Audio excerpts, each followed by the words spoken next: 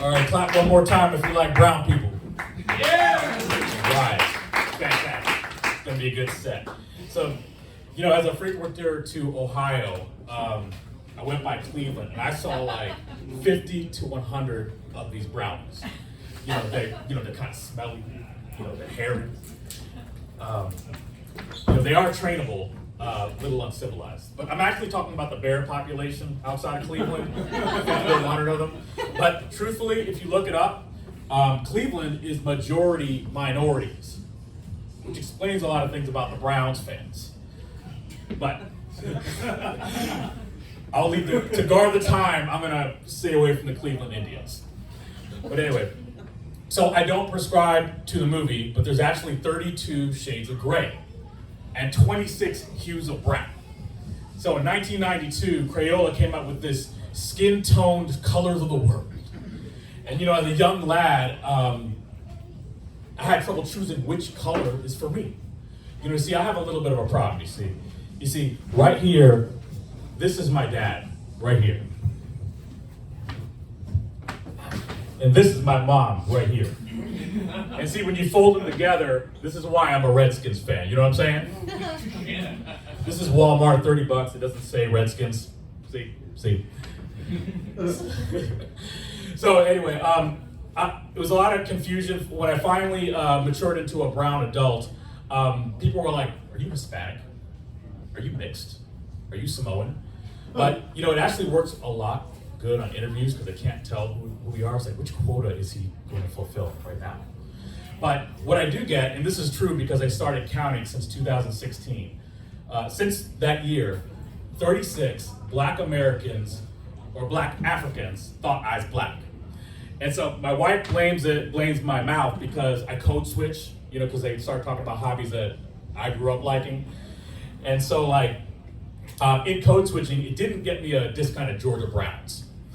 And then as I'm cruising through restaurants, I'm like, there must be a thing called brown privilege. So I went to this bougie restaurant in DC's West End called the Russica restaurant, this Indian restaurant. So I bring my graduate level parents over there. And so the waiter, who's this Americanized grad student, starts to take the order. And all of a sudden, he's like looking at me like, I'm more American than you. And sometimes Indians size each other up with this. It's like, no, I'm more American and stuff. But he got more ticked off because I code switched to my hip hop accent, you know what I'm saying? And so when he got tired of me, he got his manager to bail him out. And the guy comes over and starts talking to me. I was like, hey, brother, what part of India are you from? Well, actually, I'm from Bronx, New York and stuff. And said, oh, for real? My wife's from New York City. Word? And so we start chopping it up. It's like, yeah, I'm actually Black, I'm not really Indian. Okay. And so the waiter, for fear for his job, starts to do an incredible job. I give him a 30% tip. So that shows you that not all Indians are bad tippers. But,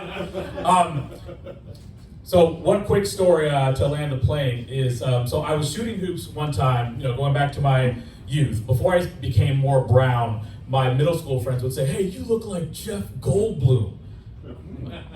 Really? No way. Okay. So we're shooting hoops at White Oak Middle School in 1992. And these green charter buses roll up. Does anyone know where White Oak Middle School is? Oh my gosh, you Western Montgomery County. So that's in Silver Spring, not too far from Springbrook High School. And so right next door is a Catholic church. These green charter buses start to roll up. And my friends are like, what's all this commotion about? Whatever. So, as a middle schooler, I'm waiting for the bus. I'm like, I'm gonna go check it out. So it's only a 100-foot walk distance from the school to the Catholic church. So I walk up there, and this it's a sea of Black and white affluent Catholic families with their children, and they're all dressed up, suit and tie and stuff. And so for some reason, the Red Sea parts. I can easily get through the crowd. This is really strange. So I'm like, I'm just a kid with cheap Kmart, Spalding, basketball shoes.